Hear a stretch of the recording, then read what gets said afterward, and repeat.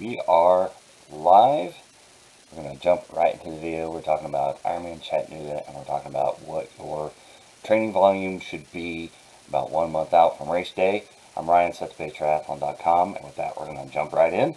Start talking about IRONMAN Chattanooga. Here we are, August 18th of recording this video in 2022. The race, as you can see on your screen here, is September 25th. So, plus or minus about four weeks out, a month out, 5 weeks out ish.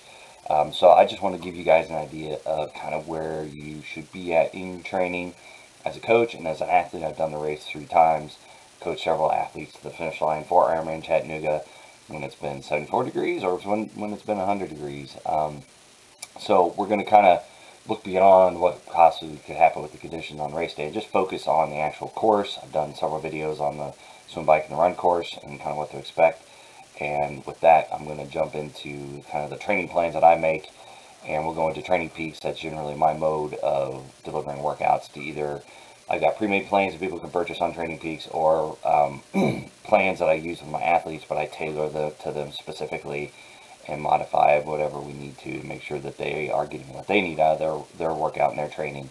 But this kind of gives you a good flavor of what you should be looking at about a month out. As far as training load goes, now, we've talked about, there's other videos talking about logistics and everything else, so make sure you watch those as well. But for the training, these training plans are 24 weeks long, so you're looking about a month out, so you're about week 20 to 21. So in this time frame, you're probably either right in your last, and this training plan is more of an intermediate athlete, so it's in between the beginner and the advanced. The advanced has a little bit more intensity, a little bit more volume to it. Beginner has less intensity. Similar volume. I like to keep the volume pretty similar, but maybe just a little bit less long runs and long rides than you see in an advanced plan or an intermediate plan. But this kind of gives you a good idea. And you'll see in this one, I've taken out, especially for the intermediate athletes and advanced, there's only 2 swims per week, but I've added in some optional bike rides to help you get ready for that bike course because it is going to be hilly. It's 4,800 feet of climbing. But it's nice rollers, but you want to keep that momentum as much as possible, so there's going to be a lot of climbing during that bike ride and a lot of rolling hills on the, well, it's going to be feeling more than just a hill when you're out there running Barton Hill and Barton Road and all that kind of fun stuff on the run course, but just making sure you're ready for that. But for the build week, this is, you're looking at about a 19, 20 hour week for an intermediate athlete, plus or minus for advanced or beginner. I do like to stagger the long runs and rides, and pardon the background noise of my dogs playing with their squeaky toys. Got to keep them entertained while I'm making the videos. So the week before this, I had a 100-mile ride and then paired it with an 18-mile run, and then I have a 90-mile ride paired with a 20-mile run. So I like to have the longest run not paired with the longest bike ride because that is a lot of stress for the body, even for intermediate advanced athletes.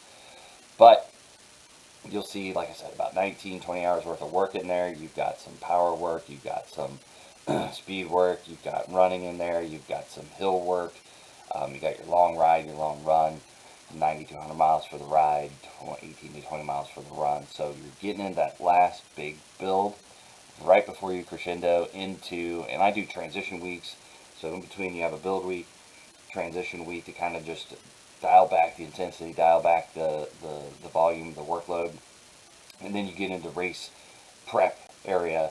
And I'll talk about that later when I'm talking about 2 weeks out from race day. So it's more tempo type work. It's less intensity. It's less volume to allow your body to recover, but you also want to keep that fitness. So you want your fitness to stay a little bit, pretty much you want to plateau and kind of stay steady. There's going to be hardly going to be a little bit of drop, but you don't want to get in that training zone where fitness just falls off the map. So you still got to do something until race day. So the next week you're looking at a little bit less on mileage. Like I said, a little less intensity. You don't have that extra optional bike ride in there. And then we get into a race pace effort. So this right here, what you see on the screen, is kind of where I see athletes about a month out. You're getting into the last big build week. Then you're facing transition week. And then you get into race prep, and it's kind of downhill from there. So you want that, the freshness, and you want your recovery up. You want your fatigue down, and you want your fitness kind of plateaued and staying the same until race day. Because really, you could try to increase your fitness more towards race day, but then you're kind of truncating the time you have to decrease that fatigue And if you still have a lot of fatigue on race day, it doesn't matter how well you're trained up, it's going to be tough because your body's just not going to respond like you want to out on race day. So make sure you don't go overboard there, trying to get too close to race day without a proper taper or race prep or anything like that. You want to make sure that you recover for race day. So hopefully, and I'm doing this live right now.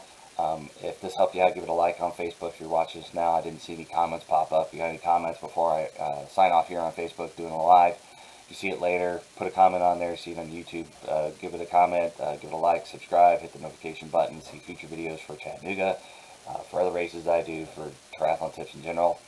And I always get back to those questions. I always try to respond to them and make sure that I keep you guys updated on any information you might need out there. But again, just kind of going over 1 month out, kind of what it's looking like, that last build week and the last transition week, and then you're kind of that slow roll into race day doing your taper and race prep work. So hopefully that helps you out, gives you a good idea of where you're going.